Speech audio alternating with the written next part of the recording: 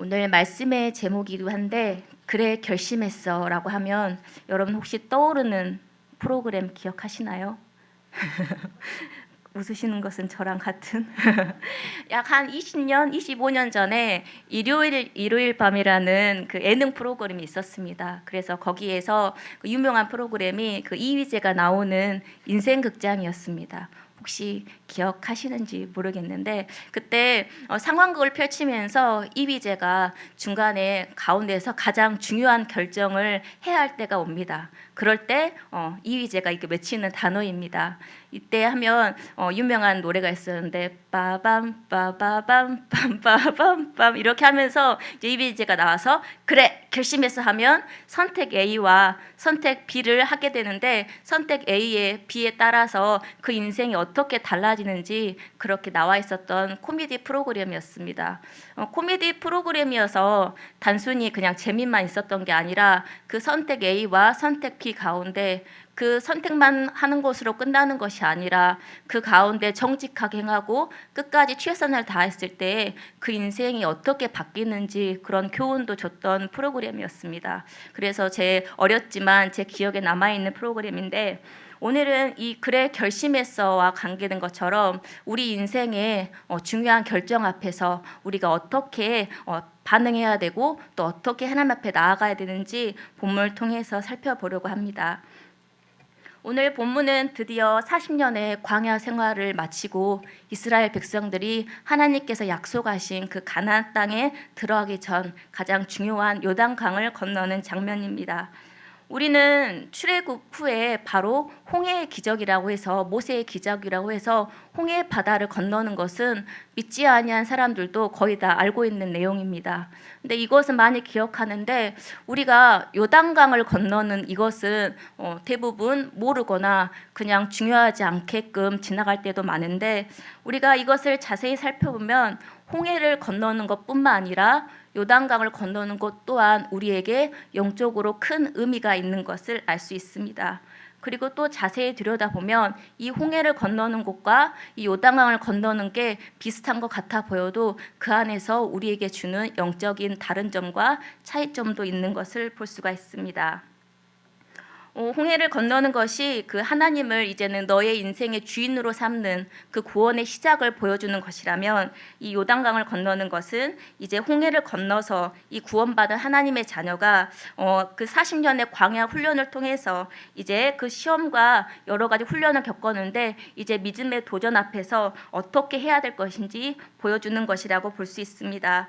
하나님께서는 약속했던 그 가나안 땅에서 너희가 어떻게 하나님을 의지하며 살아가야 될지 그리고 너희가 정말로 나를 의지하는 것이 어떤 것인지 샘플처럼 이 요단강 건너는 것을 통해 보여주셨습니다. 홍해 앞에서 특별히 이스라엘 백성들은 1세대 그 아버지 세대에서 바로의 군대가 코앞까지 쫓아왔을 때 그들은 불평하고 원망하기 시작합니다. 바로 자신의 신세가 노예의 신분이 아닌 이제 자유의 몸이 되었음에도 불구하고 그들은 바로 앞에 바로의 군대가 무서워서 모세 앞에 불평하게 됩니다. 출애굽기 14장 10절에서 12절을 보면 그들은 모세를 원망하면서 말하였다. 이집트에는 묘자리가 없어서 우리를 이 광야에서 끌어내어서 죽이려는 겁니까?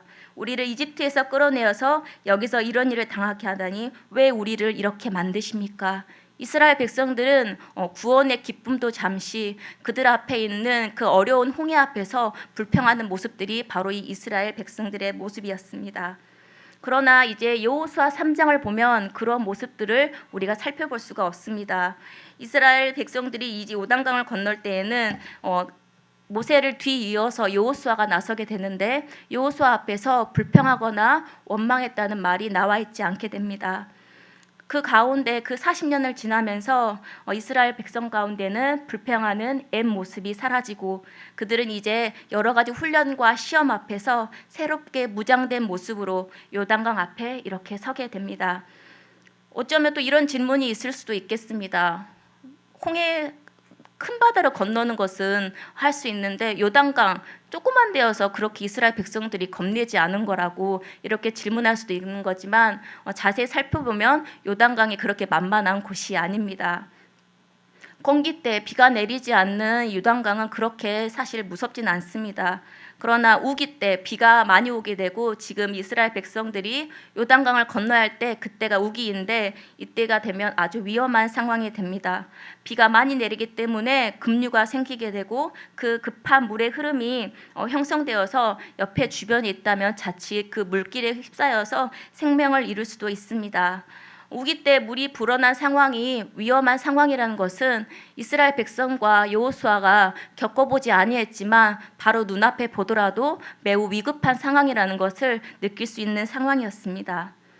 그런데도 그 불어난 요단강의 위협 앞에서 그들이 요단강을 그 눈앞에 두고 불평하지 않았던 것은 바로 이스라엘 백성들이 40년 동안 요단강과 같은 믿음의 시험을 겪었기 때문입니다. 그리고 그 훈련을 통해서 그들은 살아계신 하나님, 때마다 공급해 주시는 하나님, 우리의 어려움을 악을 선으로 고치신 하나님을 그들은 경험했기 때문입니다. 그리고 그들에게는 또 한 가지가 더 생겼습니다. 이제는 약속의 땅, 하나님께서 말씀하셨던 그 가나안 땅을 자신들이 가야 한다는 그 사명이 그들에게는 또 하나 더 생겼습니다. 이들이 이렇게 살아계신 하나님을 믿고 신뢰하고 그리고 그 세우신 여호수아를 의지해서 그리고 그들이 해야 될 사명감을 가지고 요단강 앞에 섰기 때문에 그들은 원망하거나 불평하는 모습이 없어진 것입니다. 말씀을 읽어보면 이스라엘 백성들 앞에 건너서 간 사람을 우리가 볼 수 있게 됩니다. 바로 제사장입니다. 제사장은 언약궤를 메고 이스라엘 백성 앞서서 나가게 됩니다. 하나님의 임재를 상징했던 이 언약궤를 맨 제사장을 하나님께서 먼저 보내셨습니다. 이렇게 말씀을 상징하는 이 언약궤를 먼저 보내셨다는 것은 이스라엘 백성에게 하나님이 내가 먼저 앞서 가겠다. 그리고 모든 상황 가운데 내가 먼저 너희를 앞서 내가 먼저 행하겠다라고 하나님께서 보여주신 것입니다. 그리고 너희가 무슨 일을 하든지 나의 말, 하나님의 말씀이 가장 우선시 되어야 함을 하나님께서는 보여주기 위함이셨습니다. 그리고 제사장은 그 말씀에 순종해서 언약궤를 메고 드디어 요단강 앞에 서서 믿음의 발을 내딛었습니다. 믿음의 발을 내딛었을 때 그 급물살이었던 요단강은 그치고 한쪽 벽면에 서게 되었습니다. 그 넘실거리는 요단강을 건너게 하는 것도 어쩌면 이 제사장들은 자신이 먼저 발을 대야 된다는 것이 엄청난 두려움과 위험이었음에도 불구하고 그들의 발을 내딛게 한 것 또한 그들이 하나님을 신뢰하기 때문이었습니다. 그리고 하나님께서 말씀하신 것에 대한 순종으로 그렇게 나아갈 수 있었습니다. 출애굽, 레위기, 또 계속해서 민수기를 통해서 모세와 여호수아를 통해서 말씀하신 하나님이 하라는 그대로 제사장들은 순종해서 나아갔습니다. 이렇게 먼저 하나님의 말씀에 순종해서 그들의 믿음의 발을 내딛었기 때문에 이스라엘 뒤에 오는 이스라엘 백성들은 그 마른 땅으로 안전하게 걸어갈 수 있었습니다. 이렇게 이스라엘 백성들이 다 건널 때까지 요단강의 그 마른 요단강 가운데 서서 제사장들은 지켜주게 되죠. 사실 제사장들이 그들을 지켜준 것 같지만 그 뒤에서 또 하나님이 제사장들과 함께 이스라엘 백성들과 함께 하셨던 것입니다. 8월 중순 그러니까 광복절 전후로 개봉한 영화가 있었습니다. 바로 봉오동 전투라는 영화였는데 혹시 보신 분들 계실까요? 네, 감사합니다. 제가 설명하는 것보다 예고편이 더 잘 설명해 준 것 같아서 잠깐 보고 나누도록 하겠습니다. 우리가 최종적으로 가야 될 이 봉오동이라는 데는 이게 지원이 없다면은 그대로 우리 무덤대 같다. 오늘 밤 봉오동 상촌까지 추격대를 유인할 겁니다. 이쯤까지 오게 되면 그들이 아주 후끈 달아오를 거야. 가리는 준비하시로. 충분히 끌고 갈 수 있어. 형님, 쪽발 대가지가 너무 많은데? 한 번에 모를 방법이 딱 하나 있디. 니나 그러시나! 엄마! 가자! 잘못 당하라니. 나라 백성 서른이 우리를 북받치게 만들고 저 종잡게 만들었다 이 말이야.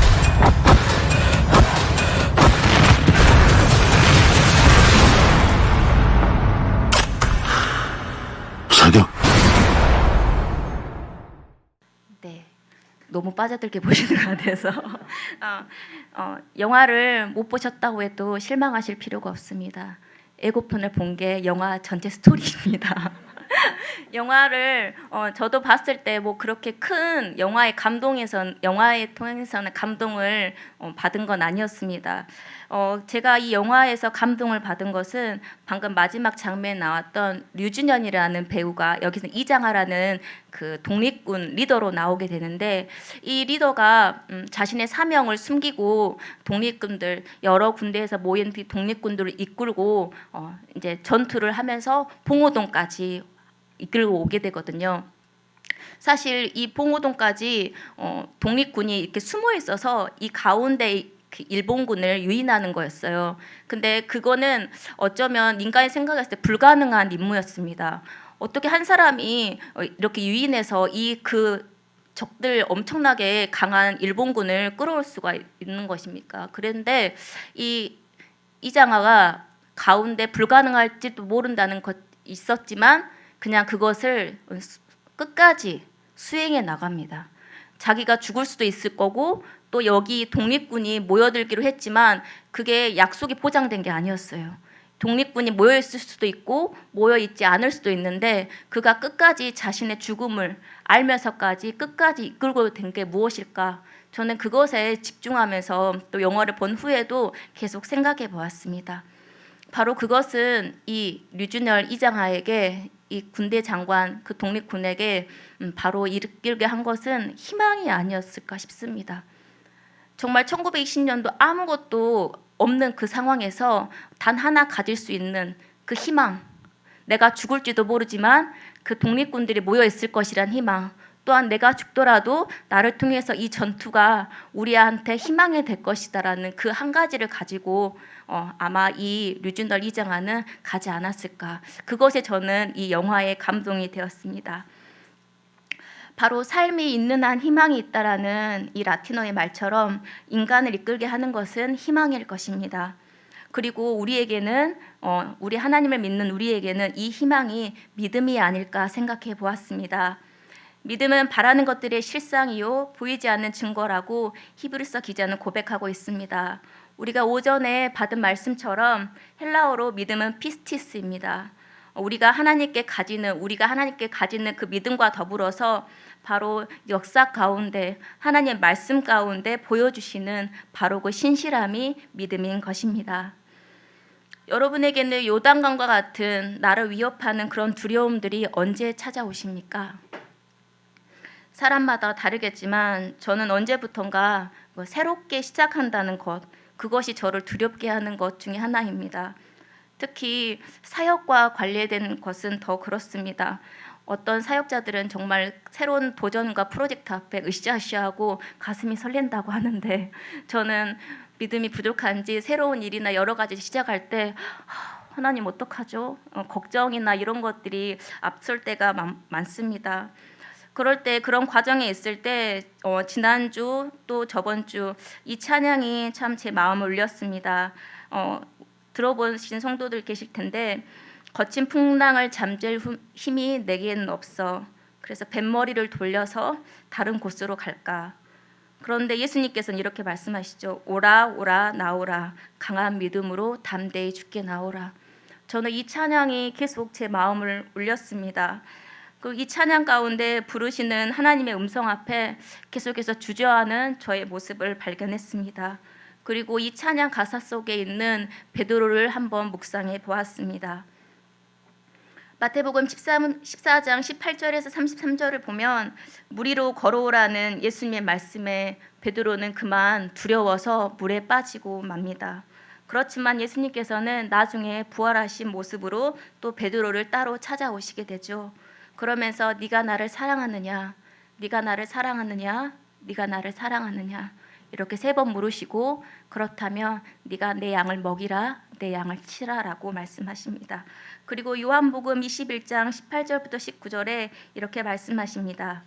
내가 진정으로 내게 말한다. 내가 젊어서는 스스로 띠를 띠고 내가 가고 싶은 곳을 다녔으나 내가 늙어서는 남들이 내 팔을 벌릴 것이고 너를 묶어서 내가 바라지 않는 곳으로 너를 끌고 갈 것이다. 예수님께서 이렇게 말씀하신 것은 베드로가 너가 어떤 죽음을 맞이하게 될 것인지 보여주기 위함이었습니다. 그리고 예수님께서는 이 말씀을 하시고 다시 한번 나를 따르라고 말씀하셨습니다. 처음에는 이 베드로 자체가 즉흥적이고 감정적이고 또한 겉으론 세 보이지만 두려움도 많았던 인물이었습니다. 그렇지만 예수님과 함께 3년을 겪으면서 그의 그런 모난 부분도 거친 모습도 조금씩 다듬어졌습니다. 그렇지만 예수님이 십자가에 돌아가신 후 다시 그는 업으로 돌아가고 말죠. 그런데 그 실패하고 주저한 그 베드로에게 예수님은 신실한 모습으로 부활한 모습으로 다시 찾아가 주셨습니다. 그리고 그에게 사명을 말해 주셨습니다. 이제 베드로는 옛날 모습의 베드로가 아닙니다. 그래서 그는 죽을 것을 알면서도 사도행전을 보면 거침없이 그 예수의 복음을 위해서 자기 생을 바친 것으로 우리가 알고 있습니다. 실제로 전승에 오는 그 기록들을 보면 실제로 베드로는 거꾸로 매달려서 순교했다고 전해지게 됩니다. 이렇게 부활하신 예수님이 영원토록 자신과 함께할 것이라는 그 희망, 우리에게는 믿음이죠. 이 믿음이 두려움과 실패의 자리에서 베드로를 사명의 자리로 나아가게 했던 것입니다. 우리 믿는 사람들은 또 하나님의 말씀을 신뢰하는 사람은 창세로부터 또 역사 속에 계시하신 그 신실하신 하나님을 신뢰합니다. 말씀 속에서 하나님을 따랐던 그 믿음의 사람들을 보면서 우리는 또한 도전을 받습니다. 성경의 인물을 보면서 때로는 나의 실패와 나의 실수를 통해서도 또 하나님을 바라볼 수 있는 계기가 됩니다. 그러나 믿는 것으로 끝나지 않고 순종으로 그 발걸음을 뗄 때 이 믿음의 영적 도전은 시작되게 됩니다. 말씀 앞에서 실수하지만 이러한 과정을 반복함으로써 우리는 조금씩 영적으로 성장할 수가 있습니다. 그렇기에 이런 경험과 실수가 우리에게 무의미하지 않는 것입니다. 우리 앞에 놓여진 이 영적인 도전과 때로는 모험 앞에서 자신의 믿음과 하나님의 말씀을 확인할 수 있도록 믿음의 발걸음을 뗄 수 있는 우리 물된 동산 성도들이 되었으면 좋겠습니다. 요단강을 이렇게 건너게끔 이끈 지도자는 우리가 알고 있는 것처럼 여호수아입니다. 이제는 모세를 이어서 여호수아가 이 이스라엘 불평 많고 탈도 많았던 이 이스라엘 백성들을 이끌고 가나안 땅에 가야 할 책임을 지게 되었습니다. 아마 두려움과 염려가 엄청 났겠죠. 그때 여호수아는 어떻게 그 두려움을 극복하였습니까? 바로 그에게 직접 말씀하시는 하나님의 음성과 더불어서 함께 모세를 통해서 주어진 그 율법을 주야로 묵상하면서 그 두려움을 극복했습니다. 1장 9절을 보면 내가 너에게 굳세고 용감하라고 명하지 않았느냐. 너는 두려워하거나 낙담하지 말아라. 내가 어디로 가든지 너의 주 나 하나님이 함께 하겠다라고 하나님께서 말씀하십니다. 또한 여호수아는 자기 믿음에 앞섰던 그 모세를 통하여서 보고 배운 그대로 하면서 두려움을 극복했습니다.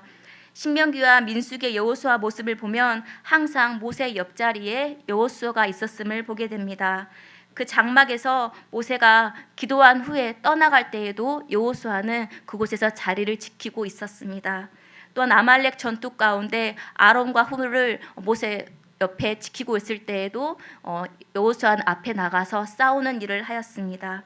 또한 모세가 하나님 말씀을 듣고 그 말씀을 전할 때에도 대부분 모세 옆에 여호수아가 그 옆자리를 지켰습니다.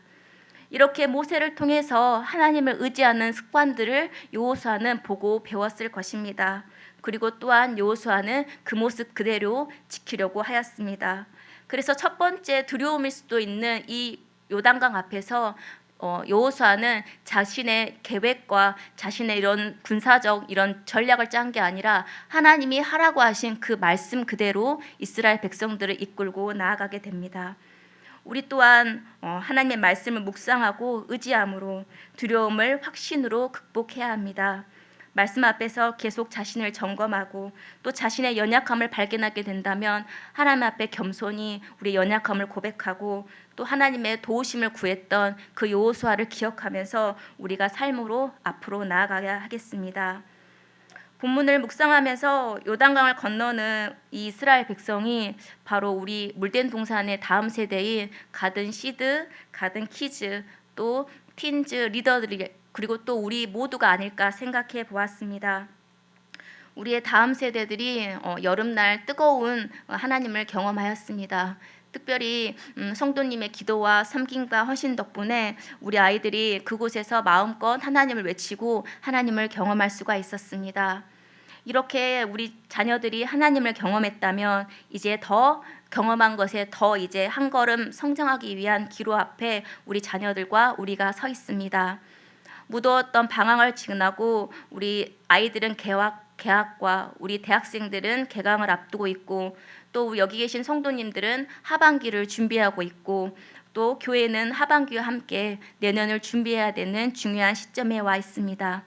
그러면 우리는 이 도전과 시작 앞에 어떻게 반응해야 될까요? 때로는 그 구호가 우리에게 아무것도 아닌 것 같지만 힘이 되기도 합니다.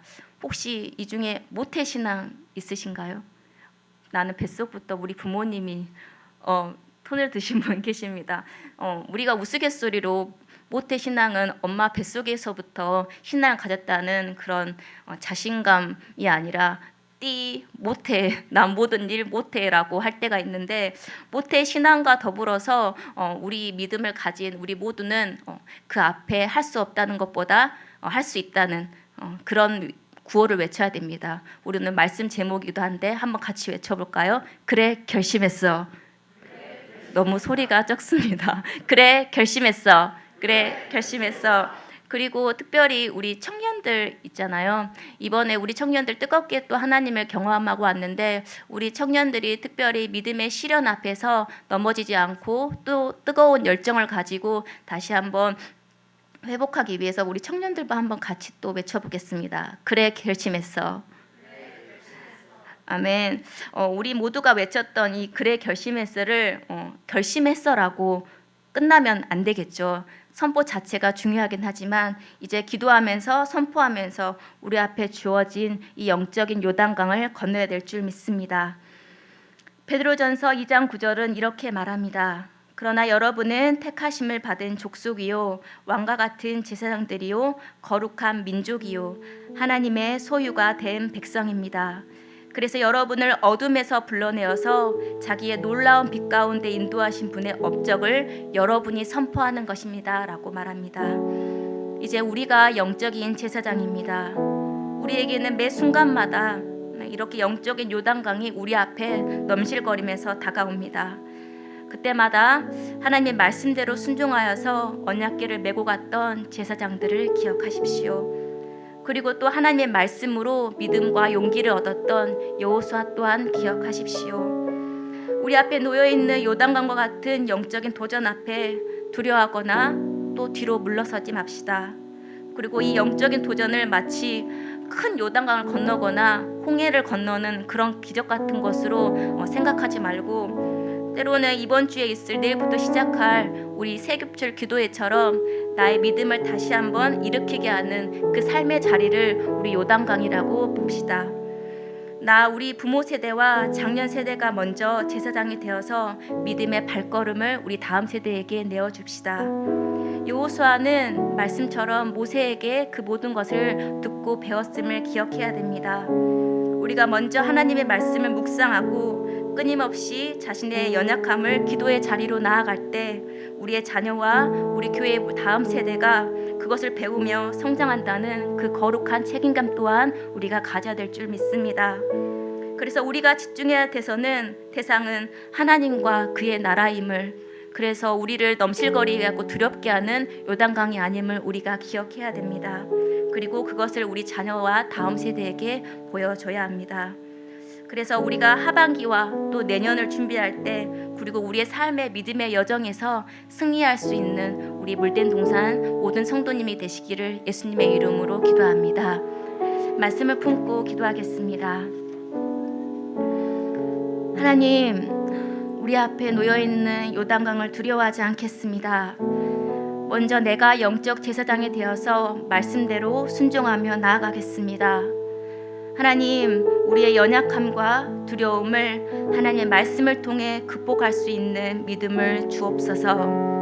또한 하나님의 말씀을 삶으로 보여주는 믿음의 부모와 믿음의 성도가 될 수 있도록 도와주시옵소서. 함께 기도하겠습니다. 하나님 감사합니다. 오늘도 말씀을 통해서 우리를 깨닫게 해주시고 또 우리에게 도전을 주시니 감사합니다. 하나님, 우리는 연약합니다. 또 오늘 하루도 실수하고 그 실수 앞에 우리는 넘어지고 좌절할 때도 있습니다. 하나님, 그렇지만 우리가 이제 연약하게 그 자리에서 울고만 있는 것이 아니라 다시 한번 일어서서 하나님 실패의 자리에서 다시 한번 나를 일으키시는 다시 한번 믿음의 도전 앞에 우리가 나아갈 수 있기를 사모합니다. 하나님, 뜨거운 여름날 우리 다음 세대들이 하나님을 뜨겁게 경험하였습니다. 또한 믿음의 도전 또한 받았습니다. 하나님, 그 도전 앞에서 다시 한번 영적으로 성장할 수 있는 이 시작과 도전 앞에 우리가 물러나지 않고 나아갈 수 있도록 도와주시옵소서. 하나님, 믿음은 바라는 것의 실상이요 보이지 않는 것의 증거라고 하셨사오니 하나님, 이 믿음을 가지고 또 하나님의 뜻대로 이루실 것을 기대하면서 우리 모두가 하반기와 또 내년을 준비할 수 있도록 도와주시옵소서. 하나님, 우리를 무너뜨리게 하는 요단강 때문에 두려워하거나 주저하는 성도들이 있습니까? 하나님, 이 시간 찾아와 주셔서 또 베드로를 찾아가셔서 사명을 주신 예수님처럼 우리 또한 하나님 말씀에 다시 한번 도전을 받고 다시 한번 용기를 얻어서 하나님께서 나에게 주신 그 사명을 향해서 나아갈 수 있는 용기와 믿음을 더하여 주시옵소서. 하나님 감사합니다. 말씀을 통해 다시 한번 나의 삶의 자리를 되돌아보게 하시니 감사합니다. 때로는 믿음의 도전 앞에 주저하고 두려워해서 뒤로 물러난 적도 있었습니다. 그렇지만 이제 다시 한번 말씀을 통해 영적인 도전 앞에 우리가 믿음의 발걸음을 내딛게 하여 주시옵소서. 우리 앞에 놓여진 일 앞에서 실패할까 두려워하지 않고 신실하신 하나님께 도움을 구하며 그 십자가를 붙들며 나아가게 하여 주시옵소서. 우리와 함께 하시며 우리를 이끄시는 예수님의 이름으로 기도합니다.